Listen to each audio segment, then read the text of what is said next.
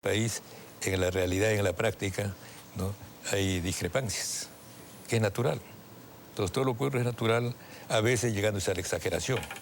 Ahora, por ejemplo, mi esposa piensa de que, mi hijo no está viendo pues la cuestión del protocolo. Eso tiene sus técnicos en Palacio o en cualquier institución. Entonces, ella atribuye que es un descuido del protocolo. ¿Usted no? Yo no. Bueno, son discrepancias naturales, ¿no?, respetables. Pero el hecho concreto es que no hemos sido invitados, entonces no hemos ido. Pero si hubiéramos invitados, teníamos que ir. Así haya diferencias. Si hubiera llegado la tarjeta de invitación, ustedes hubieran ido de todas maneras. Claro, porque las diferencias... Por cortesía. No, es normal. Las diferencias es normal y bienvenidas. A la larga, si hay buena fe, buena intención, ¿no?, va a ser beneficioso. La verdad sale pues de la contradicción, tanto en los conceptos como en los hechos. Ahora, usted ha sido uno de los más férreos opositores al Premier Valdés. El Premier Valdés ya está fuera y hay un nuevo gabinete, no del todo nuevo, pero con algunos ingresos. ¿Le parece este gabinete más auspicioso que el anterior? ¿Le parece una buena noticia que Valdés haya sido retirado del gobierno? Bueno, primero aprovecho la oportunidad para pedirle disculpas al señor Valdés porque alguna vez se me fue, ¿no?, y había dicho estúpido, ¿no? Pero si me lo hubieran dicho, eso yo no habría creído. Pero lo he visto en video. Entonces... ¿Se le ha escapado? Se me ha escapado. En consecuencia, le pido disculpas, ¿no?, al señor Valdés, ¿no? Ahora, ya yendo a la pregunta suya, ¿no?, evidentemente, Ollanta, al cambiar de premier, ¿no?, está obedeciendo a la realidad. Porque el señor Valdés, ¿no?, un militar, ¿no?, parece que no asimiló el estilo de la polémica o de la actitud política, ¿no? En consecuencia, no le ha ido bien, ¿no? Ahí él se ha ido cargando, pues, 17 o 19 muertos, ¿no? Y eso es grave, ¿no? Y no podía continuar. La realidad, la protesta nacional e internacional a ese hecho, ¿no? Había que obedecer. Entonces la elección del nuevo premier, el señor Juan Jiménez, ¿le parece? ¿no?, obedece a esa realidad. Pero también, a mi juicio, es un premio, porque de todos los ministros que ha tenido del 11 de diciembre hasta el parche, ¿no?, habría tenido éxito únicamente en el campo de justicia. ¿Por qué? Porque en estos últimos meses los medios, el ambiente, ha dado a entender, ¿no?, que la única oposición que tiene Ollanta Humala sería la familia misma, ¿no? Y eso lo han creído, ¿no? Las declaraciones, injuriosas, capaz de Antauro desde la cárcel al decirle al presidente o a su hermano que es guachimán de Palacio y algo por el estilo, ¿no? Lo han interpretado que con eso le están dificultando el buen gobierno, cuando simplemente son deslices de frases, ¿no? Claro, pero la crítica también alude a que la oposición en este momento no es una oposición feroz, no es una oposición despiadada, sino bastante moderada, ¿no le parece? Bueno, yo no veo oposición. No la ve. Todos lo están respaldando. Incluso el comercio, claro, de vez en cuando, ¿no?, le da duro, ¿no?, pero muy soterrado, al estilo inteligente, ¿no?, agudo del comercio. Pero todos en lo fundamental lo apoyan. Entonces, hasta cierto punto, ¿no?, tendría razón en que la oposición somos la familia, ¿no? Pero... ¿Y eso cómo lo hace sentir a usted como líder de la oposición? No. Bueno, hasta cierto punto me gustaría asumir esa situación y en cierta forma sí, porque evidentemente él, ¿no?, debiera tener conciencia de que es el ciudadano más fuerte en la política nacional. Ha ganado las elecciones, tiene las Fuerzas Armadas, tiene la ley, tiene la Constitución de su lado, ¿no? Entonces debiera gobernar aún con la hoja de ruta, pero pisando ¿no? Su planteamiento, su plan de gobierno original. Ahora, el discurso ha sido halagado y criticado, la lectura extensa que hizo el día 28. Y bueno, he escuchado o he leído que usted se ha referido a ese discurso como el discurso del presidente de la CONFIEP. ¿Es tan severo? No, Es decir, no exactamente. ¿Le parece que ha sido...? Lo he meditado. Entonces, si alguien me pidiera definirlo en 3, 4 palabras, yo diría, ¿no?, que no es, ¿no?, el mensaje del presidente CONFIEP, sino del director, uno de los directores del CONFIEP, encargado, ¿no?, del programa social, de la asistencia social, ¿no?, de las empresas. De CONFIEP.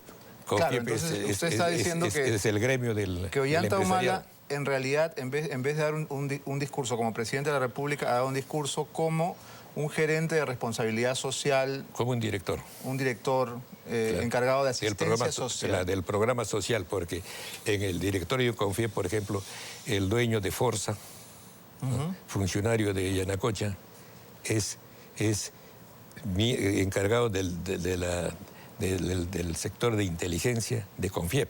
No me acuerdo del apellido. Es el papá de los hijos de la señora Gianotti de Business-Track, ¿no?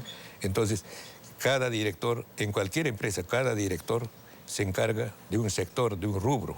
Puede ser de la finanza, puede ser de los programas, etc. Y también hay de inteligencia, y también hay, ¿no?, de mercados, ¿no?, como también de programa social. Entonces, ¿le parece que el discurso del presidente ha sido demasiado asistencialista, demasiado paternalista? No, demasiado empresarial, demasiado, ¿no?, patronal, ¿no? ¿Por qué? Porque se olvida en su programa está, por ejemplo, que se decía la nación, la juventud está torturada, sobre todo los laborales, por la cuestión de la tercerización en el sector privado. Y el SAC, claro, en el sector. Entonces, hay médicos, ingenieros que tienen 40 años, 45 años, ¿no?, y están con los contratos cada 4 meses, cada 6 meses. Entonces, estas personas, es una tortura. Porque si usted está así, usted no es sujeto de crédito, ningún banco le da. Si usted se consigue una novia, entonces la novia le invita a la casa y le dice, ¿en qué trabaja usted? Soy un desempleado. Entonces no, está peor, ¿no?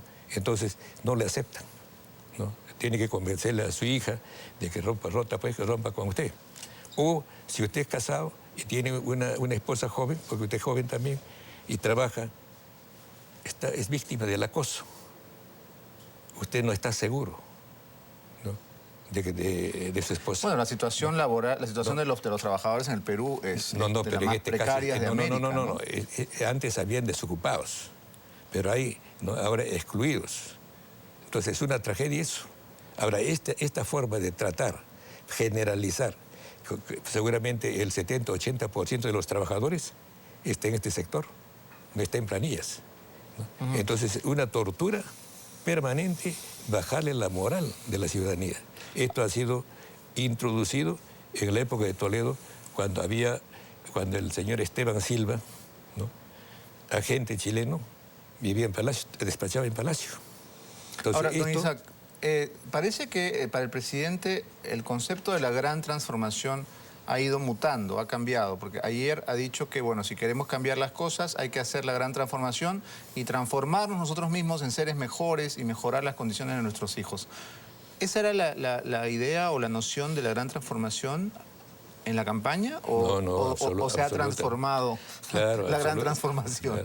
El objetivo en el plan de gobierno es, ¿no?, convertir el Perú, ¿no?, en una gran potencia mundial, ¿no? ¿Cómo? ¿No? Porque teniendo como antecedente de que hemos tenido exitosos en las eras anteriores, ¿no? Ahora es la época de la postindustria, es la inteligencia, la ciencia, la tecnología, ¿no?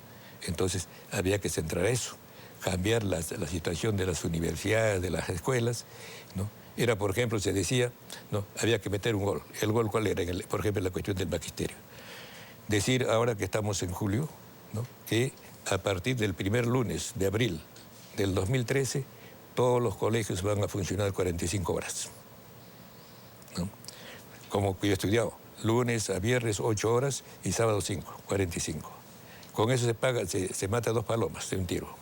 Primero, ¿no?, si en este momento en un local funcionan 3 escuelas, diurna, vespertina y nocturna, ¿no? Habrá que duplicar por lo menos locales escolares para que el año entrante puedan estudiar más o menos cómodamente 45 horas. En ese caso, un local, una escuela.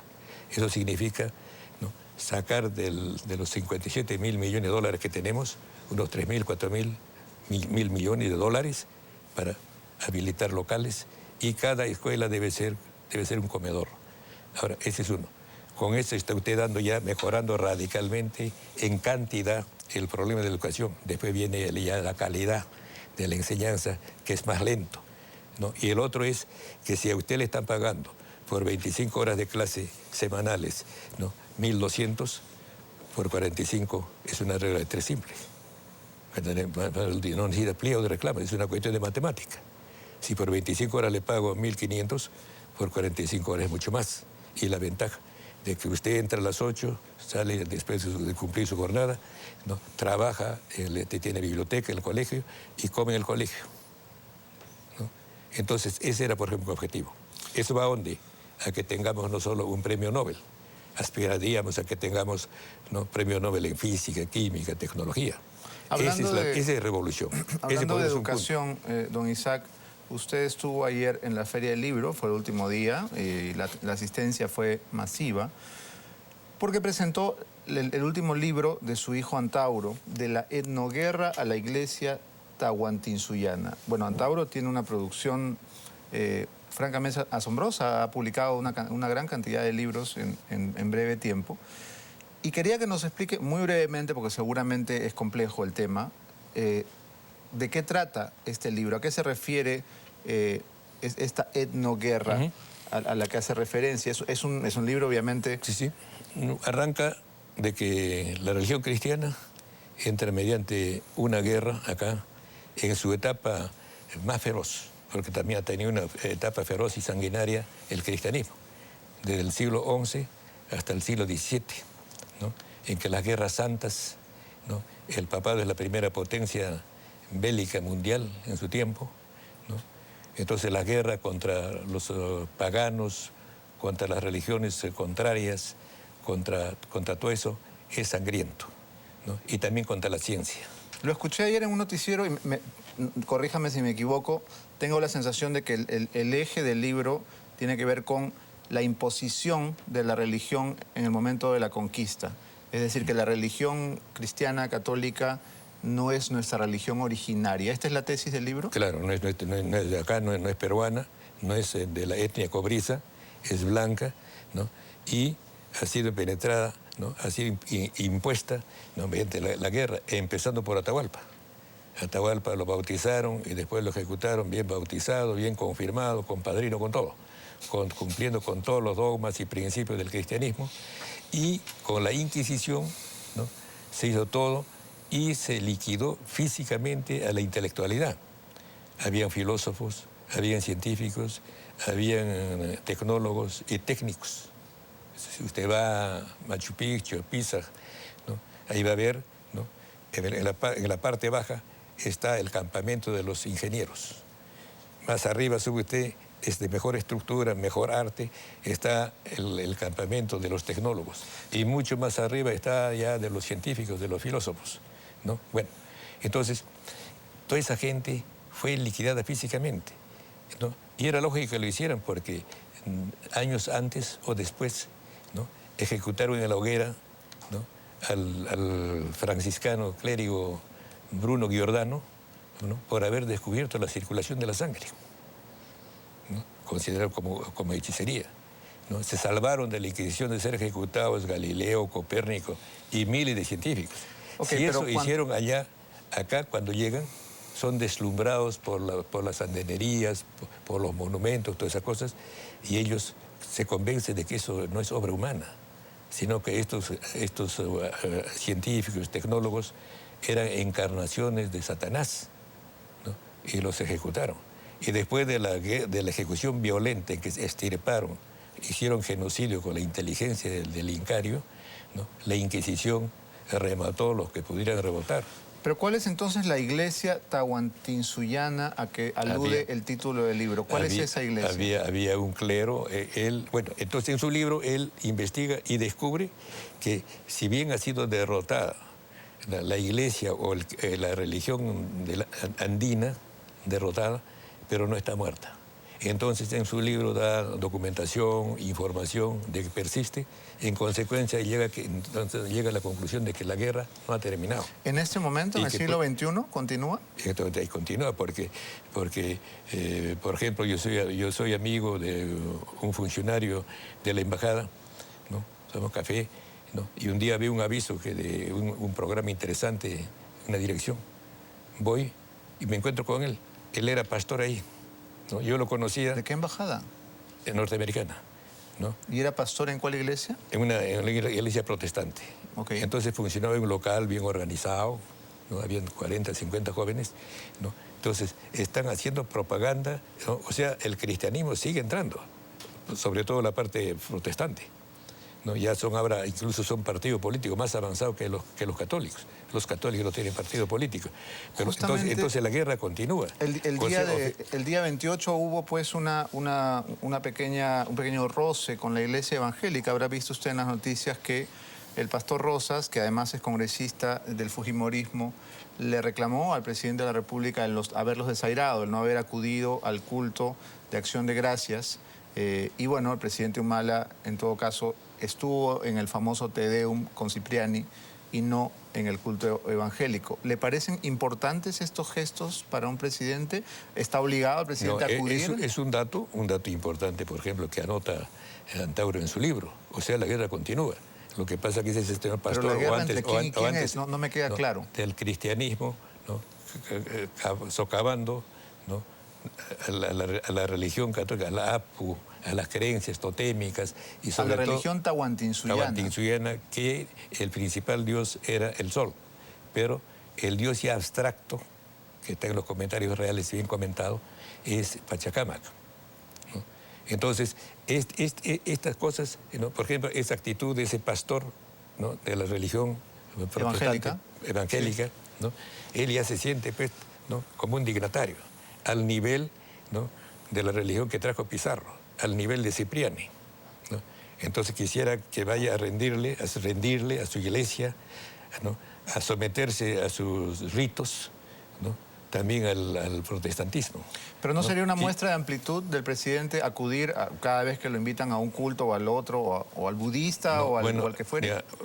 Oye, significa que Ollanta, consciente o inconscientemente, ¿no? Está también inmerso en la guerra. Sería una resistencia. Porque viene ya el cristianismo viene en sus dos versiones, ¿no? Entonces una versión ya está acá, está establecida, constituida, gana renta del Estado, gana su sueldo por convenio con el Vaticano, que es otro Estado, ¿no? El señor Cipriani. Pero el otro, ¿no? Es el que llega después y quiere colocarse al nivel paralelo, ¿no? Al señor Cipriani, que viene pues desde la emboscada de 1532 de Atahualpa. Este otro está llegando hace 100 años, 60 años. ¿Le parece que Cipriani tiene la jerarquía de dignatario? En todo caso, ha dado un mensaje 100% político en su homilía del Te Deum. Bueno, claro, igual también que igual también que Lay. Lay preside, ya ejerce un poder. Es otro sector de lo evangélico, ¿no? Pastor tiene poder, es presidente de la Comisión de Ética, me parece, del Congreso. Correcto. Así que está juzgando, ¿no? ¿no? Los espanta a nuestros pobres congresistas nacionales, ¿no? Lay y Rosas, ambos son pastores evangélicos. Claro, ya tienen cierto poder, ¿no? Quisieran estar a la altura del señor Cipriani. Entonces es su reclamo, porque con Alan García ya era así. Alan ya religiosamente iba a arrodillarse o someterse al rito, ¿no? Católico, y también al rito nuevo, ¿no? Entonces, ese es, nos dominaba el cristianismo por un lado, y ahora la otra versión, ¿no? Entonces, si Ollanta no ha ido, bueno, es una actitud consciente o inconsciente, ¿no? Está protagonizando la guerra. Ahora, si Antauro fuera presidente, y pienso que lo será, lo puede ser, ¿no? Entonces no irá a ninguno. Entonces, no iría a ningún culto. No iría a ninguno, porque... ¿Usted le parece que eso es lo correcto, que un presidente no debería parcializarse con ningún culto? El otro punto del libro, ¿no?, es de que él descubre que la guerra continúa, que la resistencia, ¿no?, de la religiosidad que persiste, y que, ¿no?, y que de ahí pasa a lo siguiente, que la religión, ¿no?, es un elemento constitutivo de la nacionalidad. Lo clásico en los componentes son, ¿no?, una etnia común, un territorio común, un idioma común, un pasado y un destino común, una comunidad económica, o sea, una trama económica. Él agrega un elemento, que es novísimo, ¿no?, el alma, la religión, ¿no? Y cita incluso a un historiador inglés, ¿no?, que dice que las grandes religiones, ¿no?, es el sustento, la base de las grandes civilizaciones. Entonces, Antauro, ¿no?, considera una de las grandes civilizaciones de la especie humana, antiguas, ¿no?, la cultura andina. En consecuencia, ¿no?, es fundamental rescatar la religiosidad propia para hacer una nación con alma nacional y no tener alma extraña.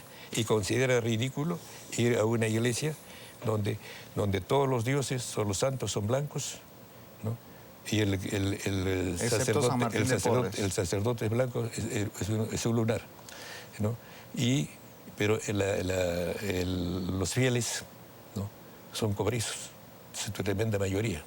Pero en nuestros pueblos andinos la religiosidad ya es una simbiosis Y no solo eso, sino hasta fanatismo.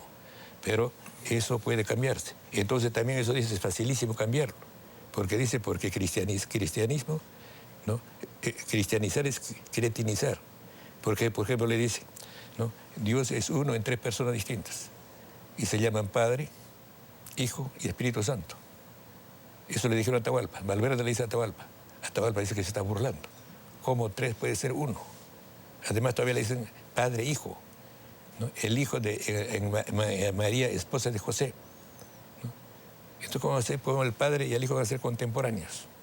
Si él mismo dice Padre, Hijo. Y todavía le dice, y nació del vientre de María, esposa de José, ¿no?, engendrado por Jehová, ¿no?, sale el Hijo. Bueno, pero son dogmas. No podemos discutir racionalmente los dogmas religiosos. Entonces, ¿no?, decirle, tiene que creer esto, si no te vas al infierno, ese es cretinizar a la gente. Entonces, en su libro... que cristianizar es cretinizar, le va a costar a usted... En su libro dice le va a costar el letrero de blasfemo y hereje. Seguramente. Si hubiera dicho esto hace 150 años, me habrían sometido a la Inquisición ahorita. A la hoguera. A la hoguera, ¿no?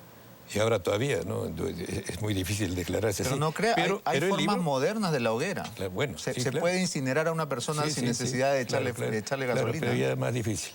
Ya no es difícil, ya no lo pueden desaparecer físicamente, claro, ¿no? Entonces, el libro es ese. El libro dice eso. O sea, la guerra no ha terminado, hay que revertir. Hay que derrotar, ¿no? ¿Y esto es posible o es una quimera, una en este utopía?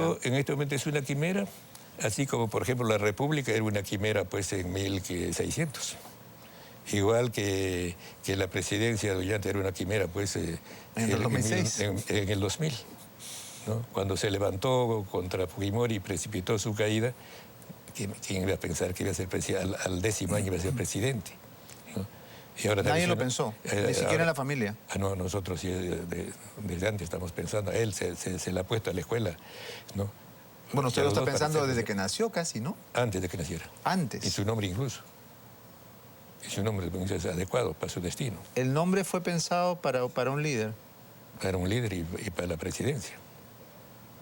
Por eso, por ejemplo, yo errado o no, creo tener la fórmula, ¿no?, de salvar la desgracia nacional para que sea grande. Entonces llego a la conclusión de que el atraso nacional está en la cabeza y en el corazón de cada peruano. no podemos culpar a nadie, en nosotros. ¿Por qué? Porque nos aferramos, ¿no?, a ser blanco. Yo puedo tener capaz 5%, 20%, me aferro a eso, ¿no?, y repudio la parte de pobreza que tengo. Tengo vergüenza de ser Nos serrano. odiamos. No, nos odiamos. Entonces tenemos egofobia, ¿no?, y adoramos dioses ajenos, todas esas cosas, ¿no? Entonces estamos fregados. Un problema de autoestima, ¿no?, severo. Claro, claro. Entonces, en esas condiciones no podemos ser gran nación, ¿no? Entonces yo invento la palabra etnonacionalismo, etnonación. Acuño eso. Entonces, pero esto, si predico esto, todos van a pensar que soy chifladito. Que de hecho muchos lo piensan, ¿no? Lo saben. Sí, en las caricaturas me ponen con eso. Pero, ¿no?, mejor es, pero desde el gobierno sí se puede hacer, desde el poder, ¿no? Entonces digo, yo entré a San Marcos, estoy fregado, como abogado. Pero si hubiera entrado a Chorrillos, egreso, con 60 soldados con ametralladora, tomo Palacio y leo mi mensaje a la nación. Entonces Chorrillos es la única pista directa a Palacio, o por lo menos era antes. La escuela porque militar. los golpes militares eran pues, el método preferido. ¿Usted quisiera ser militar para darle un golpe de Estado a Ollanta? No, yo pensaba, pues que tengo 82 años, estoy más pensando en dar golpe de Estado en el cielo o en el infierno. Acá no, en todo caso, ¿no?, ellos están preparados. Bueno, Ollanta es el más suave, ¿no?, en esta cuestión de nacionalismo, ¿no? El más moderado. Él no ha aceptado ser nacionalista, él es nacionalista, ¿no? Él no ha aceptado la cuestión racial, ¿no?, y con derecho, y se ha respetado su posición, ¿no? El que es etnonacionalista es Antauro y Mazuma, ¿no?, yo naturalmente, ¿no? Y entonces en el 2016 podría haber una competencia entre hermanos o entre parientes, porque el rumor dice que Nadine Heredia podría eventualmente postular, tiene un alto índice de aprobación, la gente al parecer le tiene mucha simpatía y, Dios mediante, podría competir, por ejemplo, contra Antauro. Claro, toda esa posibilidad existe, ¿no? Por eso, ¿no?, Ollanta debe tener éxito, ¿no?, en el gobierno, porque si no tiene éxito, bueno, también, ¿no?, eso contagia, o eso te va a pagar los platos rotos. La familia, la parentela, ¿no? Normalmente los gobiernos llegan desgastados al quinto año. Claro, es difícil que claro, sigan siendo populares. No, pero si hace lo que está programado, no. Lo que sí hace en educación, esto que le estoy diciendo, ¿no?, y eso no es una novedad mía, eso lo hizo Trachtenberg. Para Trachtenberg es más radical. Él cerraría, ¿no?, por 1 o 2 años hasta que los chicos aprendan desde la escuela a entender lo que leen, ¿no?, y la aritmética, la matemática, en el cual estamos penúltimo en el mundo, ¿no? Entonces él es más radical. Y él dice incluso que cada director debe ser un líder, ¿no?, en la escuela tener autoridad. Y en mi tiempo, ¿no?, a mi aldea iban de la capital el jurado a tomar exámenes a los alumnos. El profesor que nos dictaba clase era el secretario, no calificaba un jurado. Si salían jalados, ¿no?, las 2/3 partes, el profesor es cambiado. El profesor Ahora, con el espíritu crítico que lo caracteriza, porque usted es un intelectual, don Isaac, ¿qué nota le pondría al discurso de 28 de julio? Que más que discurso, siendo sinceros, fue una larga lectura. ¿Cuánto le pondría en lectura a su hijo? Yo le pondría 13, porque también esa cuestión de asistencia social, ¿no?, también es importante en un país que está muy martirizado, que sufre mucho, ¿no? Claro, pero no al contenido, sino a su oratoria, a su desenvolvimiento frente al público, bueno, que en este caso es el país entero. Mire, la oratoria en absoluto no me llama la atención la oratoria, sino el contenido, lo que dice, y la trascendencia de lo que dice. No, se lo pregunto porque usted nos ha contado que desde chico los estimulaba para dar exposiciones, alocuciones. De todos sus hijos, ¿había uno con más talento? No, natural, no son iguales. Que no es él. Pero se valora. ¿Quién era el que mejor hablaba, por ejemplo? No he reparado en lo que hable, porque seguramente quien mejor hablaba era Katia, ¿no? Pero no valoramos eso. La forma no le importa. Sino la coincidencia con la realidad y la trascendencia de eso. O sea, tiene que serse fiel a la realidad, ¿no? Teniendo en cuenta que la realidad siempre tiene primacía y la voluntad algo puede. Bueno, pero 13 es una nota aprobatoria. Yo pensé que usted lo iba a jalar. No, porque en el desfile hemos visto también, ¿no?, que el cariño, la comprensión del pueblo. El pueblo sufrido, lo ha aplaudido. Cuando entró, el aplauso fue capaz 30, pero a su salida ha sido apoteósico, ¿no? Entonces yo ahí me he quedado satisfecho, ¿no? Entonces incluso he dudado de que mi apreciación puede estar muy severa, ¿no? Y que tengo que inclinarme, más que a mi opinión, a lo que he visto ahí, ¿no? Entonces, claro, me gustaría estar equivocado en la apreciación, ser muy, muy duro, ¿no? Bueno, porque el pueblo lo ha apreciado mejor, mucho mejor que yo. Quizás el pueblo es más benévolo que usted es más exigente. Posiblemente, claro, posiblemente, pero me he quedado contento, ¿no? De ver claro, que lo aplauden. Claro. Y también he pensado en Antauro. Nosotros, Antauro ha trabajado durante años por la candidatura presentando, ¿no?, como el Salvador, ¿no?, del Perú a Ollanta, ¿no? Entonces también he visto su trabajo porque su nombre Ollanta ha sido metido en el inconsciente del pueblo, ¿no?, mediante el quincenario de Ollanta durante años, ¿no?, que llegó a editarse hasta 166.000 en un tiraje. El título del periódico. Claro, ¿no? Y el contenido, ¿no? Y en las escuelas etnocaceristas siempre se terminaba, ¿no?, Ollanta presidente, ¿no? Y la misma, el alzamiento de Andahuaylas, ¿no?, Antauro mintió, hizo el nombre de Ollanta, como que Ollanta hubiera dado el ok. Si Ollanta no había dado el ok, discrepaba. Doña Elena ha dicho, don Isaac, que ella quiere a todos sus hijos, pero está del lado del caído, del que está en problemas. Pero tomando esta declaración, uno podría preguntarse quién estará en mayores problemas, porque ser presidente de este país, con todos los conflictos, con todas las escaseces y carencias, debe ser estar en problemas también. Yo no creo que el presidente Ollanta esté precisamente en Disneylandia. Nadie quisiera estar en sus zapatos. No, también lo siento porque ya tiene más canas de lo que debía tener normalmente, ¿no? Pero también tiene más canas ya Antauro, ¿no?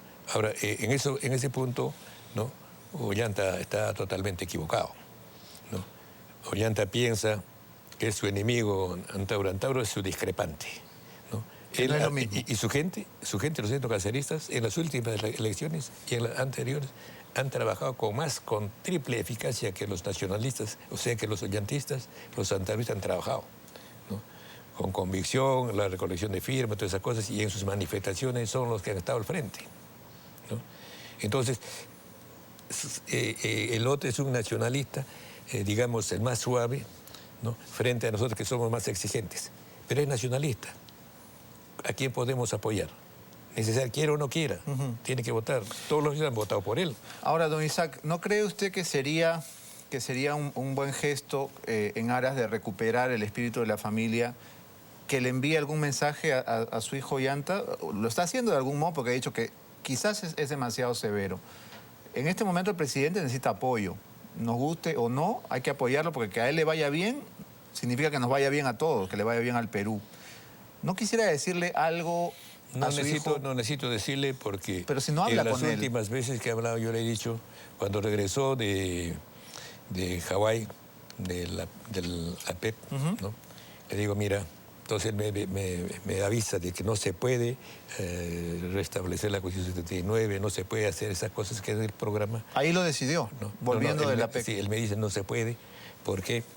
Porque me harían chichirimico en el terreno internacional.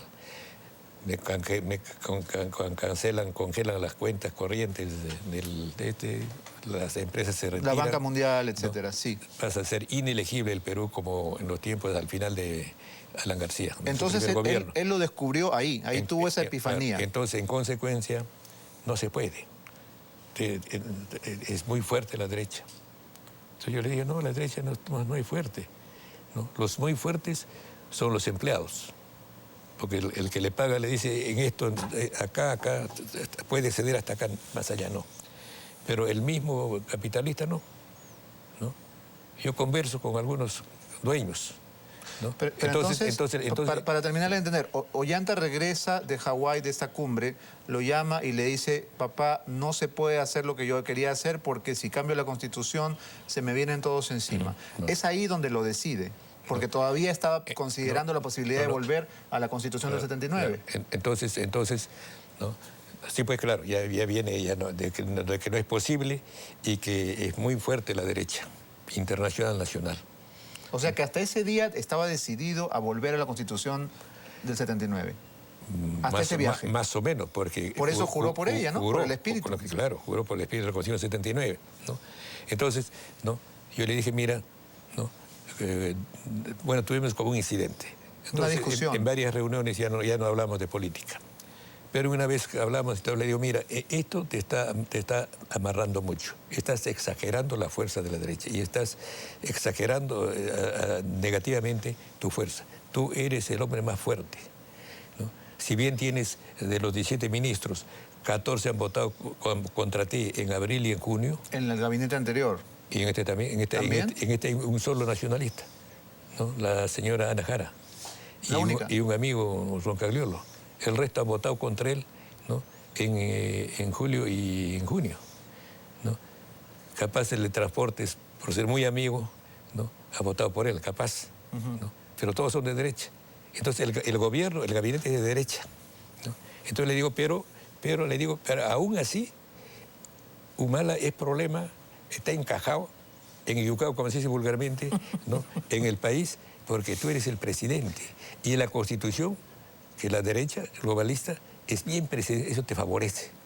Le salió el tiro por la culata. Tú vas ahorita y dices, señores, ya no les doy mi voluntad, mi confianza. Tienen que renunciar, dejan de ser ministros, todos ellos, y tú pones al que quiere. Pero entonces, ¿no? La discrepancia... Y has hecho tus movimientos en el ejército, y has puesto a 14 de tus promocionales con mando de lo que está en oficina, ¿no? Entonces, tienes el poder real. Don Isaac, la discrepancia entonces con su hijo tiene como origen su temor de regresar a la Constitución del 79, su temor a esta derecha omnipotente. Más que eso, ¿no? Valiendo 100, considerarse 10. Y si el enemigo es 100, considerarlo 1000. Ese es su error. Está subvalorándose, ¿no? Está subestimándose. Subestimándose y sobreestimando al adversario. Ollanta siente que la derecha es más poderosa de lo que realmente es. Por eso su mensaje. Y se siente maniatado. Por eso su mensaje es como el director encargado del programa social de CONFIEP. CONFIEP es el empresariado nacional, ¿no? Por eso, ¿no? Pero entonces le he dicho a él, mira, conversemos 2 horas sobre este tema, ¿no? Ve con los asesores que quieras y conversamos que estás equivocado.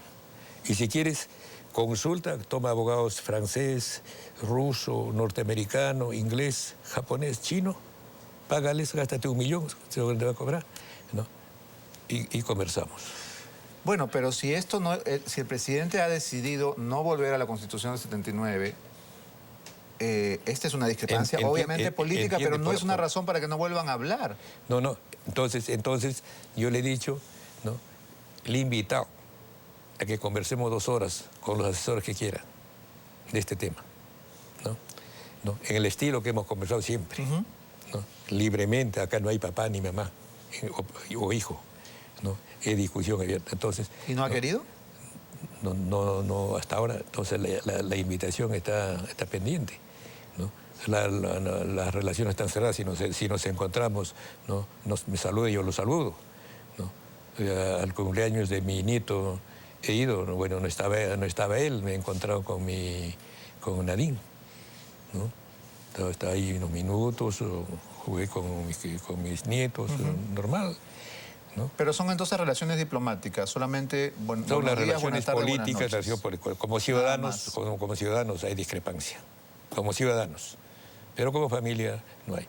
Ahora, no he invitado bueno, capaz lo ha tocado por la política, o capaz yo estoy errado y tiene razón mi esposa, que dice que eso no va a estar metiéndose, ¿no? De esas cosas que sabe, pues, ¿no? Ollanta. Eso deja pues a sus técnicos. Bueno, eso es cierto. ¿No? Entonces, Hay un departamento de protocolo que se encarga de eso. Claro, ¿no? claro. Entonces, capaz tiene razón mi esposa. Pero, por eso digo, pero si me invitan, por principio tengo que ir. ¿No? Porque además es una cuestión patriótica, porque también uno está a gusto, pues, ¿no? Claro. Claro, ver de televisión y ver el desfile. Es otra cosa, sin claro, duda. Es otra cosa, evidentemente. Yo le decía que tal vez quería enviarle algún mensaje, porque justamente ustedes no están hablando. Si ustedes hablaran cotidianamente, no tendría sentido que le hable por televisión. Bueno, está en pie. Le recuerdo esa invitación o desafío, como quiera. Ajá. Es una invitación, un desafío, no hay ningún problema. El desafío de tener un debate constitucional con usted. No, un debate sobre si da los pasos radicales, ¿no? Se fortalece y no se debilita, ¿no? Y, por ejemplo, yo hablé con el señor Bartel, que ha sido presidente con FIEP, almorcé, creo. Entonces le digo, pero ustedes están llevando cantidades fabulosas en concentrado, mediante mineroducto, porque si pusiera línea férrea y carro, no sería suficiente para llevar la cantidad que llevan. Porque en tonelaje, la cantidad que exporta Antamina es el 45% en tonelaje de la exportación minera nacional, ¿no? Entonces, por eso entonces le digo, pero no, usted es peruano, ¿por qué no hace una refinería? Y llevan ya cobre y los otros elementos. Entonces me dice, ¿una refinería es una mina o mejor que una mina? Si una mina saca usted tanto, cuando refina, no solo sale, a veces sale casi toda la tabla de Mendeleev, Reed, Versaz en metales, ¿no? Es otra mina, ¿no? Eso lo hacemos fuera, se hace fuera. Pero si hubiera una ley que hiciera, si se dijera que no se puede exportar minerales en concentrado, ni siquiera en materia prima concentrado, ¿no? 80% es roca, piedra. Don Isaac, ¿no? usted Entonces, dijo... eso, por ejemplo, hacer eso es duplicar la minería. Bien, usted dijo hace un momento que quizás su hijo se subestima a sí mismo, tiene un problema de autoestima. No, categóricamente digo que se subestima, categóricamente afirmo. Lo afirma, no es una hipótesis. No. Y quizás por esa razón no quiere enfrentarse ideológicamente con usted. Quizás le tiene un poco de temor. Algunos hijos le tenemos miedo a los papás.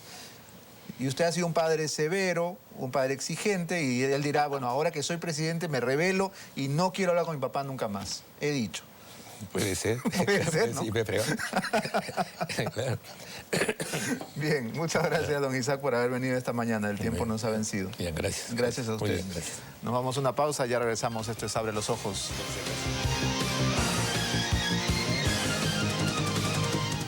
Es tiempo de que conozcas la nueva H2O X5, la siguiente generación de limpieza total con vapor para el hogar. Es fácil de usar, súper ligera, manejable, intercambiable, es delgada y es una máquina de vapor ecológica. En total son 5 en 1. La máquina de vapor es ligera, poderosa.